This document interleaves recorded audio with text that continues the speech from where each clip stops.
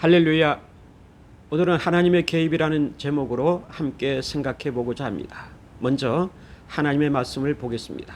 고린도전서 1장 27절입니다. 그러나 하나님께서 세상에 미련한 것들을 택하사 지혜 있는 자들을 부끄럽게 하려 하시고 세상에 약한 것들을 택하사 강한 것들을 부끄럽게 하려 하시며.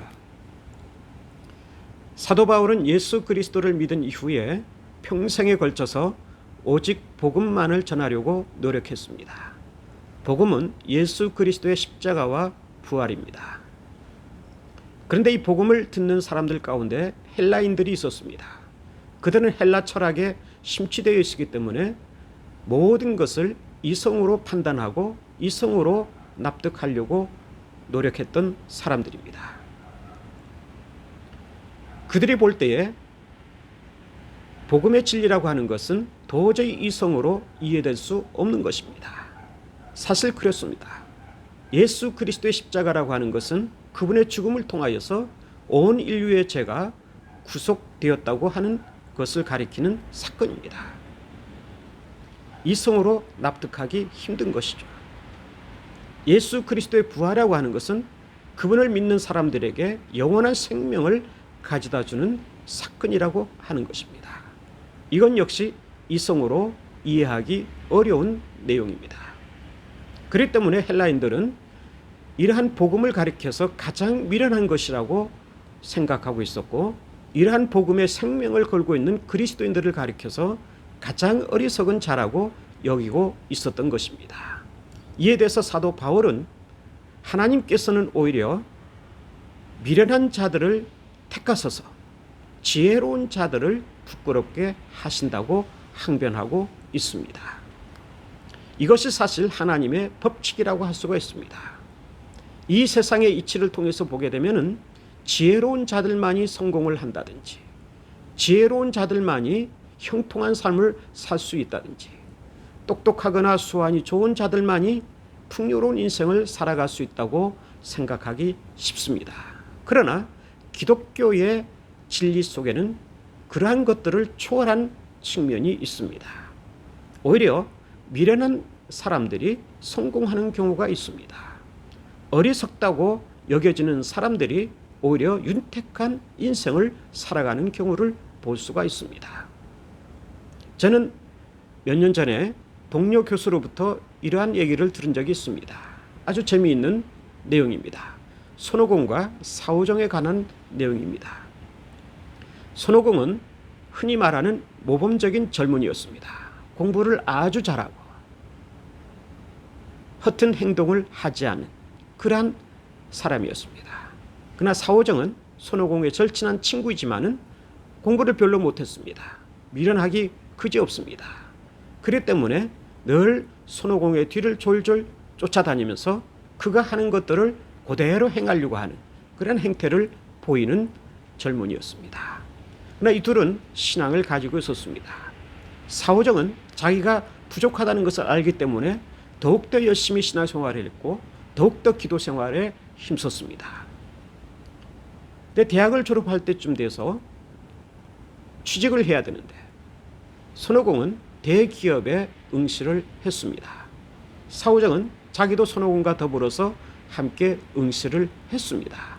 면접으로 채용을 하게 되는데 누가 보더라도 손오공은 공부를 잘하기 때문에 충분히 그 대기업에 취직할 거라고 생각을 했습니다. 그러나 사오정은 너무나도 어리석고 공부를 못하기 때문에 그 기업에 들어갈 수 없다고 판단하고 있었습니다. 면접 날짜가 되었습니다.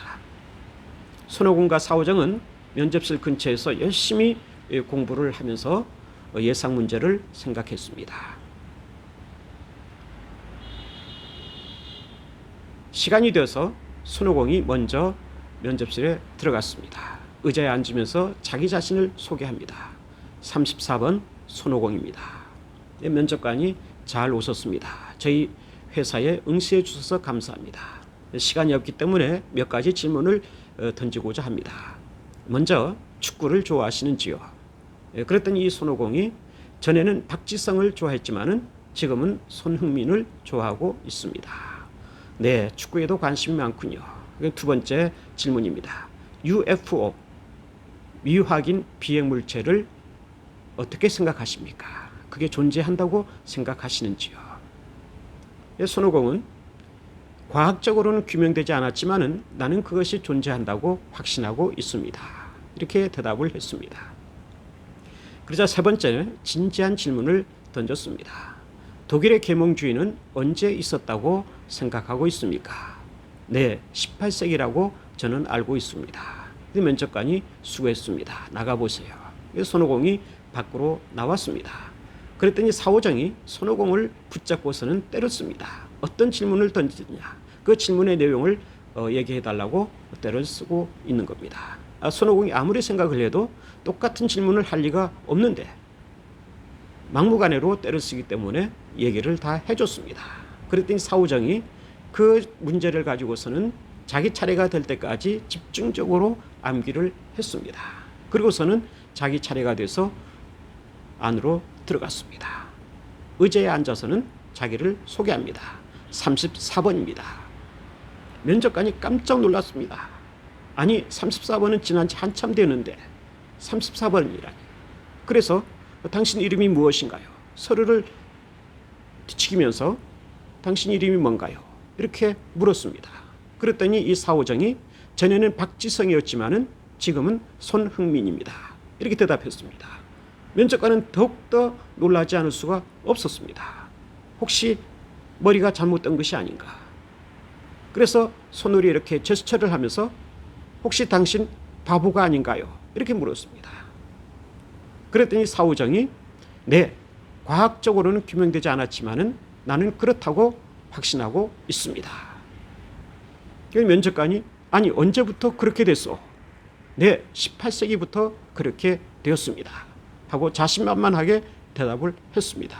그리고서는 면접이 끝났습니다. 그런데 합격 발표 날에 보았더니 손오공은 합격되었을 뿐만 아니라 사오정도 역시 덩달아서 합격이 되었다고 하는 것입니다. 그 기업의 방향이 바뀌었다고 하는 것입니다. 지금까지는 똑똑한 사람, 머리 좋은 사람들을 중심으로 채용을 해왔는데 금년부터는 좀 재미있는 사람, 특기가 있는 사람, 장기가 있는 사람, 이런 사람들을 많이 채용해서 기업 내에 윤활유 역할을 할 수 있도록 해보자. 이렇게 방향을 바꿨다고 하는 것입니다. 그래서 사오정은 너무 재미있는 사람이다. 그래서 채용이 되었다고 하는 것입니다. 어떤 면에서는 도저히 이해될 수 없는 이야기라고 할 수가 있을 것입니다. 황당무계한 얘기라고 할 수가 있을 것입니다. 그러나 실질적으로 우리의 사회 속에, 우리의 세계 속에, 우리의 삶 속에 이러한 일들이 일어날 수 있는 것이고 일어나고 있습니다. 하나님께서 우리를 택하신다면, 우리가 하나님의 손에 들려지게 된다면 예수 그리스도의 은혜 안에서 우리는 미련하지만 지혜로운 자가 될 수 있는 것이고 지혜로운 자들을 부끄럽게 할 수가 있는 것입니다. 우리가 연약하고 부족하지만 우리가 하나님의 강하신 손에 붙들려졌을 때에 우리는 오히려 힘 있는 자들, 강한 자들, 그들을 부끄럽게 할 수도 있게 되는 것입니다. 이것이 바로 하나님의 세계 속에 있어서의 하나의 기적이라고 할 수가 있습니다. 이것은 어떤 요행을 바라는 것이 아닙니다. 요행의 얘기가 아닙니다. 요행이라고 하는 것은 사과나무 밑에서 사과가 떨어지기를 기다리기만 하는 것입니다. 그러나 여기에 사오정은 자신의 노력이 있습니다. 열심히 추구하는 바가 있습니다. 하나님께서는 그의 신앙을 보았고 그의 노력하는 최선의 모습을 보았던 것입니다. 그래서 하나님께서는 사오정을 선택해 주셨고 그를 통하여서 수많은 지혜로운 자들을 부끄럽게 하셨다고 아니할 수가 없는 것입니다. 이러한 기적이 오늘 우리에게도 있을 수 있는 것입니다.